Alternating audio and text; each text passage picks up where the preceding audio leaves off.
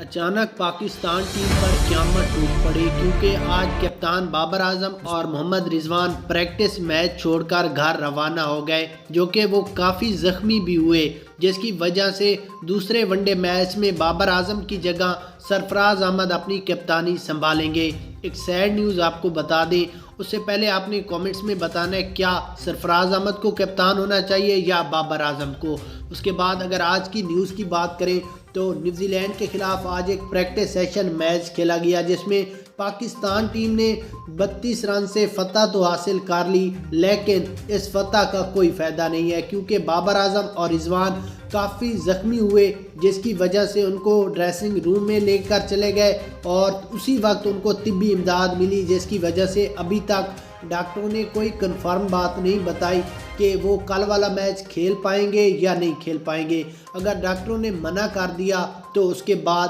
سرفراز احمد ہی کپتان ہوں گے۔ شاہد افریدی کا کہنا تھا کہ میں تمام پاکستانیوں سے دعاؤں کی اپیل کرتا ہوں کہ بابر اعظم کے لیے دعا کریں کہ اللہ تعالیٰ ان کو جلد سے جلد صحت والی اور لمبی زندگی